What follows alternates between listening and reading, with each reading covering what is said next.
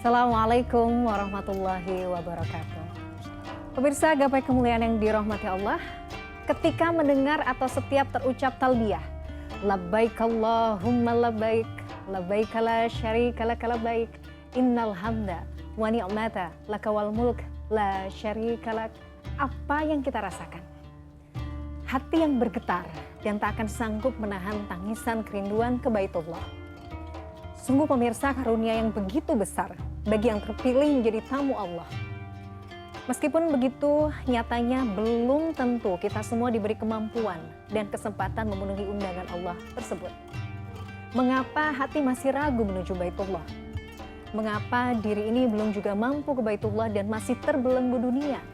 Subhanallah, sebuah pengingat bagi diri sendiri untuk senantiasa memantaskan diri agar Allah mudahkan dan mampukan kita semua ke tanah suci. Amin ya rabbal alamin. Pemirsa, hari ini insya Allah kita akan mengkaji sebuah tema yang Masya Allah sangat menarik, sangat personal ya bagi kita semua. Memantaskan diri menuju Baitullah.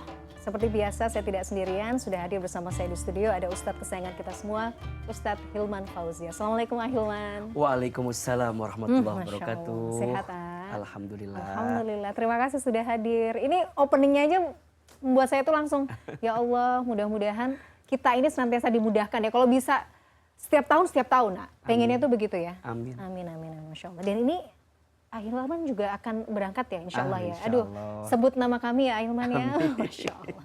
Nah bagi Anda pemirsa yang juga memiliki pertanyaan, Anda bisa mengirimkan pertanyaan Anda berupa teks maupun video melalui nomor WhatsApp yang tertera di layar kaca. Anda juga berkesempatan untuk bertanya langsung pada Ustadz Hilman melalui sambungan Zoom yang nanti akan ditentukan oleh tim Gapai Kemuliaan. Ahilman, rindu ke tanah suci, betul ya. Kalau mengucapkan kalimat talbiyah itu rasanya, ya Allah gitu. Tapi ternyata tuh memang betul ya buat saya pribadi gitu ya. Memang tidak mudah ya. Ada orang yang secara finansial cukup, yang kita lihat ya, kaya, tapi belum berangkat tuh juga banyak gitu. Ada yang mungkin hanya, maksudnya pekerjaannya juga mungkin kita lihat nggak seberapa, tapi Allah mampukan. Jadi sebenarnya kalau kita hubungkan dengan konteks judul kita itu, memantaskan diri menuju Baitullah. Jadi yang disebut Allah pantas atau yang kita lakukan supaya pantas itu apa sebelum kita berangkat ke sana? Tafadhol Ahilman. Baik, bismillahirrahmanirrahim. Alhamdulillahirabbil alamin. Allahumma sholli ala sayyidina Muhammadin wa ala alihi wa sahbihi ajma'in, amma ba'du. Alhamdulillah, karena tema kita pagi ini terkait dengan memantaskan diri untuk berangkat ke Baitullah. Kita doakan ya, mudah-mudahan kita semua diizinkan oleh Allah untuk bisa berangkat ke Baitullah. Amin ya rabbal alamin. Yang sudah pernah berangkat lagi. Amin. Yang belum sempat berangkat, Allah mampukan untuk bisa berangkat. Amin, amin. Amin ya rabbal alamin. Betul. Baik, Mbak Mila dan pemirsa CNN Indonesia yang dicintai Allah, sebelum kita membahas yang disebut orang pantas itu yang seperti apa? Di awal mungkin kita perlu pahami dulu bahwa sangat penting sekali kita memahami tentang panggilan ke Baitullah ini. Di dalam hidup, setidaknya Allah itu memanggil kita dengan 3 panggilan. Jadi panggilan, manusia itu di dalam hidup setidaknya dipanggil dengan 3 panggilan. Yang pertama, panggilan azan. Perintahnya adalah sholat. Maka ini jadi peringatan bagi kita untuk benar-benar memastikan kualitas sholat kita. Kenapa? Kata Nabi, inna awwala ma yuhasabu bihil abdu yawmal qiyamah as-sholat. Sesungguhnya perkara pertama yang akan dihisab nanti di hari kiamat adalah sholat. Bahkan dalam keterangan yang lain disebutkan as-sholatu imaduddin. Faman aqamaha faqad aqamaddin. Wa man tarakaha faqad hadamaddin. Sholat itu tiangnya agama. Baik sholatnya, baik semua amalnya. Dan jika rusak, buruk sholatnya, maka rusak juga semua amalnya. Maka ini peringatan bagi kami, bagi kita semua, agar benar-benar menjaga kualitas sholat kita. Perbaiki sholatmu, maka Allah perbaiki hidupmu. Jaga sholatmu, maka Allah jaga hidupmu. Karena mohon maaf Mbak Mila, ternyata berantakannya hidupmu, itu bermula disebabkan karena berantakannya sholat. Yuk mulai hari ini siapapun yang pengen hatinya tambah tenang, hidupnya tambah lapang, ya, urusannya lancar. Apapun yang kita minta, maka mintalah di atas sajadah kita dalam sholat. Satu, panggilan azan perintahnya sholat. Yang kedua, panggilan talbiyah. Labbaik Allahumma labbaik, labbaik la syarika laka labbaik, innal hamda wan ni'mata laka wal mulk la syarikalah. Panggilannya talbiyah, perintahnya haji atau umroh. Betul. Haji itu penting. Kenapa, Aa? Karena termasuk bagian daripada rukun Islam. Bahkan mohon maaf, barang siapa yang dia punya kemampuan untuk bisa menunaikan ibadah haji ke Baitullah, tapi dia tidak berangkat ke sana, padahal dia mampu, maka mohon maaf, ketika dia ajal menjemputnya, bolehlah dia diwafatkan dalam keadaan keluar daripada agama ini. Begitu luar biasanya. Berarti Ustaz, kita semua itu dipanggil oleh Allah, iya. Tapi pertanyaannya, ada orang yang mengiyakan panggilan itu, ada orang yang masih beralasan dengan panggilan itu, tapi nauzubillah, ada juga orang yang langsung nolak panggilan itu. Jadi ada 3 tuh. Ada orang yang labbaik Allahumma labbaik, ketika dipanggil labbaik, aku penuhi panggilanmu. Ada yang begitu. Tapi ada yang mau sih, tapi ya, gitu. Tapinya ini yang jadi pertanyaan. Ada yang ketiga, jangankan ke sono lah, udah gak usah mimpi gitu. Nah, mudah-mudahan kita gak masuk yang ketiga gitu. Ya kalau kita masuk yang kedua, kita perbaiki. Kalau kita masuk yang pertama, kita lembutkan hati. Karena mohon maaf, khawatirnya juga ada orang yang sering bolak-balik tapi hatinya kotor. Iya, betul. Merasa ya mampu, merasa keren nih saya gitu kan biasanya. Mohon maaf ya, kadang-kadang itu kan sering terjadi kan. Iya, betul. Hanya untuk dapat nama. Jadi kalau dipanggil nggak pakai gelarnya agak marah. Gitu kan. Terus pulang dari sana berubah atau tidak. Makanya nanti kita bahas. Yang dimaksud mabrur itu apa gitu ya? Gitu kan. Apakah sering bolak-balik itu mabrur? Belum tentu gitu ya. Atau seperti apa? Tapi yang jelas bahwa panggilan kedua itu panggilan talbiyah, perintahnya adalah haji atau umroh. Nanti kita bahas seperti apa mampunya. Nah yang ketiga, kita selesaikan dulu, ada panggilan maut. Inna lillahi wa inna ilaihi raji'un. Apa perintahnya? Perintahnya adalah kita kembali kepada kehidupan yang selanjutnya. Kan sering kita bahas ya, manusia dalam hidup akan mengalami 12 tahapan kehidupan. Dari mulai alam ruh, alam rahim, alam dunia, alam kubur, alam kiamat, alam dibangkitkan yaumul ba'ats, alam dikumpulkan yaumul mahsyar, alam ditimbangkan yaumul mizan, alam dihitungkan yaumul hisab, alam diberikan pertolongan yaumus syafaat, alam diperjalankan di sebuah jembatan yaumus sirat, alam ditentukan setiap amalan yaumul akhirat, surga dan neraka. Kita masih sangat panjang, kita baru tahapan yang ketiga. Nah, ada panggilan yang ketiga itu panggilan apa? Panggilan maut, kembali ke Allah. Nah, siapa orang yang bahagia? Orang yang sebelum dia dipanggil yang ketiga, dia sudah menyelesaikan panggilan-panggilan yang lain itu. Panggilan yang pertama dengan sholatnya, sholatlah sebelum kita disolatkan. Dan panggilan yang kedua, dia memampukan dirinya untuk bisa berangkat ke Baitullah. Nah tinggal pertanyaannya adalah, gimana seseorang dikatakan mampu? Dan bagaimana kita bisa mampu dan apa sih keutamaan kita bisa berangkat ke sana? Kita bahasnya di segmen berikutnya. Kita harus jeda dulu. Pemirsa jangan kemana-mana, Gapai Kemuliaan masih akan kembali sesaat lagi, tetaplah bersama kami.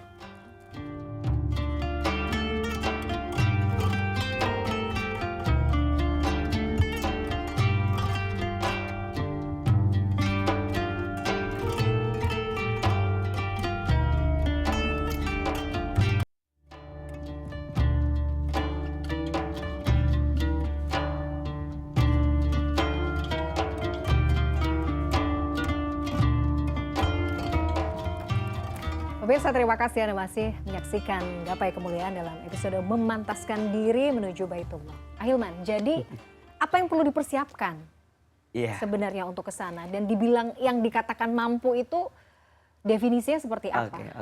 Iya, sebenarnya kalau kita bicara persiapan banyak. Tapi kalau boleh kita buat dalam bentuk yang lebih sederhana. ada 3 saja. Hmm, hmm, hmm. 1 mental, Mental, betul. 2 spiritual, 3 finansial. Hmm, hmm. Ya.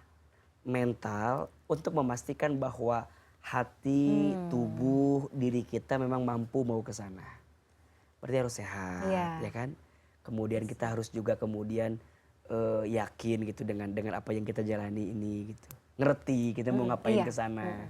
Karena ya mohon maaf ini otokritik sebenarnya. Otokritik karena ada juga yang ya mohon maaf ya mungkin di antara kita yang kadang dijadikan ke sana sebagai jalan-jalan gitu Iya. ya, sebagai piknik gitu ya. Padahal Sebenarnya jauh lebih. ya jauh lebih luas daripada itu gitu. Ya jangan dipahami sebagai jalan-jalan gitu. Harus dipahami sebagai bagaimana kita memperbaiki mental kita untuk bisa ketemu kebaikan. Nah, yang kedua spiritual, memang harus yakin ke Allah. Yang membuat orang bisa berangkat ke sana bukan karena sehat dalam artian tadi ya sepenuhnya. Karena ada orang yang sakit pun tapi Allah izinkan bisa berangkat, betul. Bukan gara-gara misalnya dia punya pangkat jabatan atau seperti apa. Karena ada orang yang tidak punya pangkat jabatan pun bisa berangkat. Allah mudahkan. Jadi urusan utamanya tentang yakin ke Allah. Yakin. Dan jadi urusan hati sebenarnya sebelum mampu mau dulu. Mau apa enggak? Makanya ada istilah Allah akan memampukan dirimu ketika engkau mau dengan apa yang kamu hadirkan. Maka istilahnya kemauan itu berbanding lurus dengan kemampuan. Jadi kalau misalnya kita sudah mau, tekad kita sudah kuat, Allah itu akan mudahkan. Allah akan mampukan. Jadi ada sebagian tafsir yang menyebutkan kalimat istata'a alaihi sabila itu kan kalimatnya fi'il madhi ya. Jadi artinya Allah telah mampukan. Jadi sebenarnya jauh-jauh hari perintah ini kan ada. Jadi ketika perintah ini ada sebenarnya Allah tuh tahu hambanya mampu. Tinggal mau apa enggak nih kalian ini gitu ya. Makanya kan gitu. dalam ayatnya akan ada nanti satu rombongan yang akan datang dari seluruh penjuru bumi kan. Ya, akan datang ke tempat ini gitu. Nah, ini kan sebenarnya Allah tuh udah memampukan kita. Tinggal pertanyaannya kitanya mau melangkah enggak? Kitanya mau memahami ini sebagai kewajiban tidak? Mau menempatkan ini sebagai sesuatu yang harus tidak gitu. Nah, makanya ada bahasa berangkat haji kalau mampu gitu ya. Nah, sekarang ganti. Kalau mau. Iya, kalau mau dan mampu gitu. Mau dan. Jadi mau dulu baru mampu. Nah, makanya itu menarik Kak. Tadi Ahilman sampaikan bahwa jadi secara mental, spiritual, finansial ya. Cuman kadang-kadang kan gini, belum siap, saya merasa masih banyak dosa. Gitu. Kadang-kadang begitu kok aneh ya justru, gitu loh. Karena kita merasa banyak dosa, di sanalah tempat terbaik kita untuk betul. meminta ampun kepada Allah. Makanya ya. Tempat mustajab berdoa di sana. Tempat ibadah yang pahalanya besar luar biasa dilipat gandakan di sana. Jadi sebenarnya itu bisa dijawab ya. Jadi gitu. sebenarnya keraguan-keraguan yang sifatnya spiritual tadi justru jawabannya adalah itu gitu. Justru di sana sebenarnya solusinya mungkin di sana. Kan dia bilang gini, aku tuh belum mau berangkat takutnya dibuka dosa-dosa saya di sana. Kan ada yang nanya begitu. Iya, betul. Ya sampai titik ini aja Allah nutupin aib-aib kita gitu loh. Betul lagi. Berarti gimana Ustaz? Ya kalau kita berangkat ke sana kita berharap Allah tuh maha baik sama kita. Berarti tanah suci itu bukan untuk orang yang baik saja. Karena banyak orang yang berdosa pun dia bersumpuh sujud di sana menangis Allah ampuni dosanya. Jadi kalau kita mengira bahwa Masjidil Haram hanya bagi orang yang soleh saja, hanya bagi orang yang tidak ada dosa. Enggak kok. Justru di sana adalah orang yang berangkat yang karena dia merasa begitu banyak dosa yang dia miliki, kemudian dia berharap kepada Tuhannya, meminta sehingga Allah ampuni dosa-dosanya itu. Maka ini harus dikuatkan nih sebenarnya. Apa keutamaan? Apa keistimewaan? Apa yang pahala Allah siapkan bagi orang yang berangkat ke Baitullah? Ada 4 setidaknya. Walaupun banyak ya. Ada 4 Ahilman sederhanakan. 1, orang yang berangkat ke Baitullah itu haji atau umroh diampuni dosa-dosanya. Al-umratu ilal umrati kaffaratun lima bainahuma. Umroh dari umroh, setiap langkah yang kita jalani di sana maka kafarah menjadi penghapus setiap dosa yang pernah kita lakukan. 2, orang yang berangkat ke Baitullah itu dikabulkan doa-doanya. Makanya di Masjidil Haram ya ada multazam, Masya Allah. ada hijr Ismail. Nanti ada gerakan tawafnya, setiap langkah menghapuskan dosa, mengabulkan doa. Sa'i dari Sofa ke Marwah, itu setiap langkahnya mengabulkan doa. Makanya pahami ini gitu loh. Tidak ada kesempatan yang dihadirkan ketika di sana kecuali semuanya doa. Karena disitulah Allah mengabulkan doa kita. Tempat terbaik. 3, orang yang berangkat ke Baitullah itu diberkahi hidupnya. Termasuk ini, untuk kita yang ragu urusan harta, urusan finansial, jangan takut. Allah pasti gantikan dengan yang lebih baik. Gantikan yang lebih baik. Ya. Berkah. Mungkin yang diganti bukan nominalnya, tapi yang diganti sepulang dari sana adalah kenikmatan hati kita untuk terus khusyuk kepada Allah. Itu kan mahal sekali, Mbak Mila. Mahal, tidak bisa dinilai Tidak bisa dengan dinilai materi. apa-apa. Materi dunia Ya tidak kalaupun bisa. materi bisa diukur, tapi itu pun juga akan ada jawabannya. Maka nanti yang keempat, dijanjikan surga bagi dirinya. Wal hajjul mabrur laisa lahu jazaun ilal jannah. Dan tidak ada pahala haji yang mabrur kecuali surganya Allah Subhanahu wa taala. Maka mental, spiritualnya kudu kuat, baru yang ketiga finansial. Finansial tuh biasanya kalau kita udah mau tuh Allah mudahkan ya. Iya, sebenarnya mohon maaf ya ditanya, haji umroh tuh bayar nggak sih? Ya bayar. Gratis. Oh gratis, gimana sih? Oh gratis.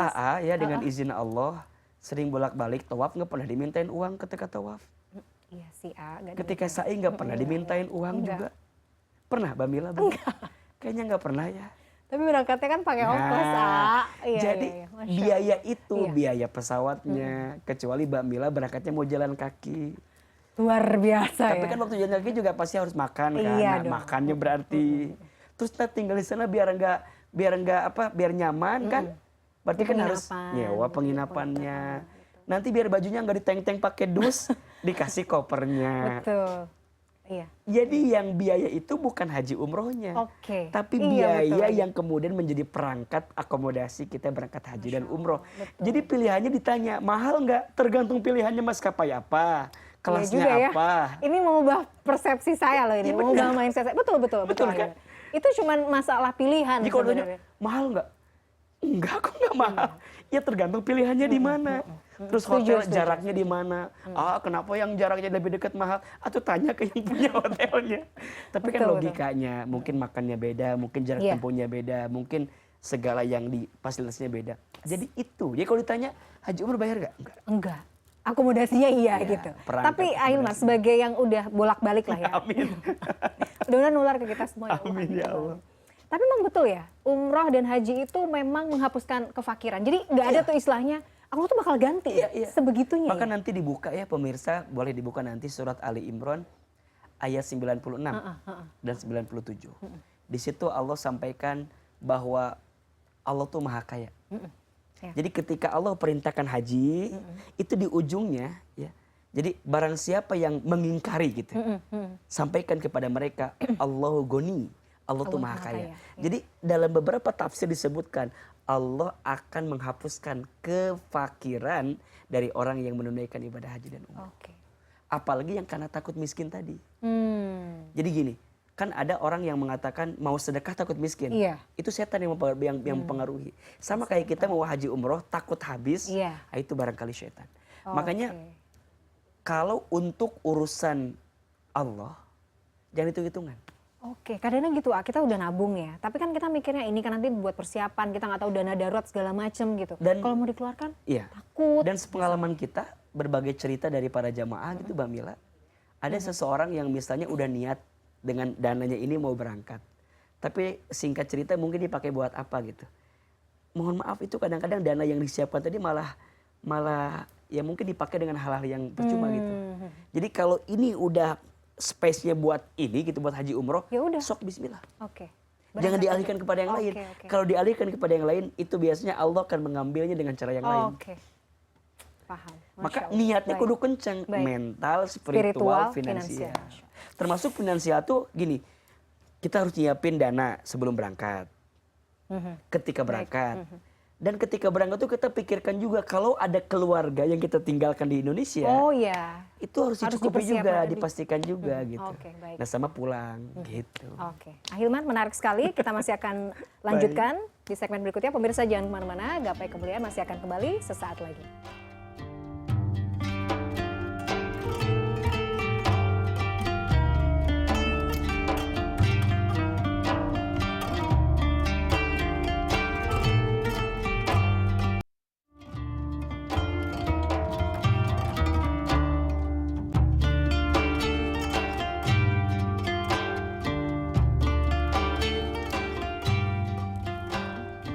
Pemirsa, terima kasih Anda masih menyaksikan Gapai Kemuliaan dalam episode memantaskan diri menuju Baitullah. Ahilman, tadi kan disebutkan ya, tidak ada balasan bagi haji mabrur itu kecuali surga. Oke. Sebutan mabrur itu kan bukan berarti nggak beralasan, harus ada memenuhi kualifikasi lah gitu. Apa kualifikasi kita tuh bisa disebut haji yang mabrur? Oke. Mabrur itu berasal dari akar kata birrun. Birun. Artinya kebaikan. Oh, kebaikan. Kalau mabrur berarti artinya kebaikan yang memancar. Atau kebaikan yang terus-menerus menjadi kebaikan. Mabrur. Memancar bukan hanya bagi dirinya tapi bagi orang lain. Oh, jadi bisa kalau sekarang ditanya, apakah haji umroh saya mabrur? Lihat 3 poin. 1, lihat sebelum berangkat. Niatnya karena siapa? Allah. Oke. 2, lihat ketika dia di sana. Apakah dia mengisi kebaikan ketika di sana atau tidak? Dan yang paling penting lihat yang ketiga. Sepulang dari sana. Apakah dia menjadi orang yang better than before? Atau seperti apa? Itu. Lisannya terjaga, pikirannya baik sangka. Tidak sinis, tidak pesimis, tidak suka memponis gitu. Sholatnya makin khusyuk. Kalau di sana kita belum azan aja udah siap-siap kan. Environment-nya kan maksudnya lingkungannya. Tuh membuat memang nanti semangat sepulang gitu. dari sana ketika di tanah air, kira-kira effortnya sama nggak untuk ngejar takbiratul ihram pertama itu, ngejar nggak mau ketinggalan. Bahkan sebelum azan sudah standby. Wow, nah gimana? Tapi biar bisa begitu gimana? Tolong dong, kasih tips untuk kita. Riyadhah latihan. Riyadhah latihan. Jadi kalau ditanya, kalau ada rezeki dan kita mampu ya, dan kita mau juga, kalau bisa setahun sekali lah gitu berangkat. Amin, gitu. Ya haji setahun sekali, umroh setahun 2 kali gitu. Tapi kan kalau haji kan memang wajib sekali cukup lah ya. Kalaupun misalnya, apalagi sekarang masa tunggunya lama, misalnya udah bisa haji sekali, alhamdulillah sisanya tinggal kita umroh. Ya itunya kayak ngecas lah. Kan mungkin beda environment ya. Ketika kesana dicas lagi, pulang ke sini semangat lagi. Agak drop lagi ke sana. Makanya enak banget ya. Ada quotes yang bagus tuh di sosmed gitu ya. Enaknya hilangnya orang kaya gitu. Sedih dikit ke Baitullah. Tapi sebenarnya nggak bisa. Iya benar, cuman tapi jangan jadikan acuan gitu. Karena bukan tentang kaya. Bukan itu, betul. Saya dengan izin Allah, Mbak Mila, ketika berangkat pertama bukan karena harta saya. Karena diberangkatkan waktu itu kan. Sekolah, kemudian berprestasi ya udah dengan izin Allah bisa berangkat gitu. Dan saya selalu ingat doa saya terakhir waktu itu. Ketika tawaf wada, ya Allah jangan jadikan ini sebagai pertemuan saya terakhir di sini. Jadikan setelah ini berkali-kali Engkau panggil namaku bersama keluargaku, bersama orang yang Kau cintai. Dan ternyata Allah jawab ya. Allah Maha Baik. Selalu ada cara untuk bisa kembali lagi ke sana gitu. Makanya biasanya izin ini ya. Kita pernah jalan-jalan ke luar negeri, ditanya, "Udah pernah belum ke Amerika?" Udah. Ya udah gitu, cukup udah. Tapi kalau ditanya, "Udah pernah belum haji umroh atau ke Baitullah?" Udah. Tapi ditanya, "Pengen lagi nggak?" Pasti pengen. Pengen banget. Jadi, sih gitu. Entah rasa apa yang Allah titipkan ke hati ini gitu. Kalau ke Baitullah tuh kita ridho berkali-kali deh. Iya, berkali-kali. Kalau ke negara-negara lain mungkin ya udah, yang penting udah gitu ya kadang-kadang. Kita kan udah pernah gitu. Tapi kalau ke Baitullah kayaknya nggak pernah bilang nggak pernah, udah nggak mau lagi, enggak dong. Pasti udah pernah tapi pengen lagi gitu. Nah itu rasanya yang berbeda lah. Jadi untuk juga misalnya sudah ke sana kan merasakan nikmatnya ya, gitu ya, suasananya tuh Masya Allah gitu. Supaya tetap semangatnya seperti itu, semangat 45 gimana ya? Ya, seperti biasa rumusnya 4I. 4I, oh ya. I yang pertama iman. Yang kedua ilmu. Yang ketiga ikhlas. 4 istiqomah. Itu aja. Jadi nanti dari 4I itu terus di tanah air kita kencengin. Nanti minta lagi untuk berangkat ke sana. Dicas lagi 4I lagi, dicas lagi 4I lagi. Jadi sekarang yang memantaskan kita hanyalah Allah. Gitu. Jadi istilahnya kayak Allah tuh ngasih undangan nih sama kita. Cocok kan nih orang diundang sama Allah gitu. Cocok lah semua diundang kok. Ya pertanyaannya kan ada yang berangkat ada yang enggak. Mbak Mila bikin acara nikahan, ngundang teman-teman. Ada yang datang ada yang enggak kan? Iya, iya. Nah yang datang pasti punya alasan lebih dong. Yang enggak datang ada alasan juga. Tapi saya setuju sih ya, maksudnya memantaskan diri itu supaya Allah undang tuh memang butuh effort dari kita. Kalau Iya. kita enggak ikhtiar juga buat memantaskan diri, rasanya Memang yang juga paling berat gitu. babnya bab finansial. Iya. Banyak di antara kita yang kadang-kadang ragu tuh gara-gara bab itu. Iya. Ya nggak apa-apa. Ada keraguan tuh kan bukan untuk dihempaskan, tapi untuk dipastikan dan diyakinkan gitu. Keren banget kata-katanya ya. Bukan untuk dihempaskan, tapi untuk diyakinkan. Jadi kalau ada apa sih ini Gen Z apa Gen milenial? Kalau ada keraguan tuh jangan dihilangkan, tapi diyakinkan. Oke. Jadi ya namanya manusia kan kadang-kadang kita tuh ngukur diri sendiri. Aduh kayaknya kalau uang saya kok nggak cukup ya, apalagi haji gitu kan kadang-kadang orang tuh udah mikir apalagi udah usia dan segala macam. Sebenarnya itu tadi ya, kalau kita mungkin mendekatkan diri sama Allah, Allah tuh juga akan ngasih keyakinan sebenarnya. Makanya niat, azam, amal itu penting. Masya Allah. Satu niat dulu nih, pemirsa menyaksikan tayangan ini, tema ini niat. Ya Allah kok dengerin Ahilman bicara Baitullah kayaknya pengen gitu. Niat. Nanti berazam, mulai besok mau nabung atau misalnya besok mau buka tabungan haji gitu. Itu sudah mulai azamnya tuh. Nanti Allah akan menguatkan amal-amal kita pada titik itu. Dan mohon maaf ya, kalaupun ajal kita menjemput, setelah proses panjang yang kita lakukan, kita tetap mendapatkan pahala yang sama. Walaupun kita masih belum sampai pada titik itu gitu. Makanya yang penting kitanya niat dulu. Ya, niat dulu. Makanya sering bilang gini, gimana caranya biar kita bisa berangkat haji atau umroh? 3. Satu, daftar. Kalau nggak daftar nggak bisa dong. Iya benar. Iya, oke, setuju. Daftar pakai uang nggak? Pakai. Oh, Pakai daftarnya formulir. enggak. Formulir kan isi aja gitu. Baru nanti yang kedua bayar. Iya. Yang bayar siapa? Yang bayar siapa? Allah. Yang daftar kita, yang bayar siapa? Allah. Oh betul. Iya, nah bayarnya pakai apa? Diubah nih mindsetnya Mila. Jadi gitu mulai ya. hari ini yang daftar saya, yang nanti bayar bayarin Allah. Allah. Udah. Yang penting pokoknya Bismillah dulu. Nah bayarnya pakai apa? Pakai duit. Duit itu singkatan. D-nya doa, U-nya usaha, I-nya ikhlas, T-nya tawakal. Masya Udah. Allah. D, doa. Makanya mulai hari ini setelah banyakin sholat, doanya, harus doa dong. Sok Ahilman mau tanya, jujur ya. Sebelum Mbak Mila mungkin kemarin berangkat, sering nggak doa sama Allah pengen berangkat haji umroh setelah sholat? Iya, karena kemarin udah pengen banget sih, ya. Jadi ya berdoa. Tapi rata-rata jarang. Oh iya. Rata-rata banyak orang mengeluhkan dengan masalahnya. Iya. Jarang ada yang, ya Allah panggil hamba berangkat haji umroh. Baru itu doa kalau ada yang ngelihat haji umroh kan? Kadang-kadang. Iya kan? Iya. Baru jadi bisa doa. Karena tertrigger gitu. Baru bisa doa itu kalau lihat orang statusnya di sana. Ya Allah pengen juga aku. Tapi ada takut loh kalau kayak gitu gimana tapi ya nggak apa-apa ya sebenarnya gitu. Makanya doa tuh selipin aja. Okay. Berapa detik sih buat doa untuk minta haji umroh? Doa. Punya usaha. Usahanya apa? Makanya kan ada cerita-cerita banyak tukang bubur naik haji, tukang nasi uduk naik haji. Itu kan cerita logika. Mungkin nggak ketemu, tapi kan usahanya dilihat. I-nya ikhlas.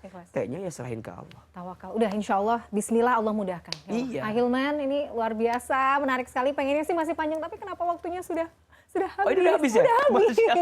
Gak kerasa kan? Iya. Pokoknya ya Ahilman nanti doakan mudah-mudahan kami semua, pemirsa juga yang di rumah juga bisa Allah mudahkan ya untuk berangkat ke Baitullah. Masya Allah. Luar biasa ini. Hari ini mudah-mudahan hati kita ini terbuka, kita menjadi lebih yakin sama Allah, percaya kalau kita punya keinginan Allah pasti akan mudahkan. Amin ya rabbal alamin. Pemirsa, usai sudah jumpa kita kali ini dalam program Gapai Kemuliaan. Semoga kajian hari ini membawa manfaat, menjadi wasilah bagi kita untuk menjadi hamba Allah yang jauh lebih bertakwa dan semakin yakin sama Allah. Amin. Semoga Allah senantiasa mudahkan kita semua dalam menuntut ilmu syar'i.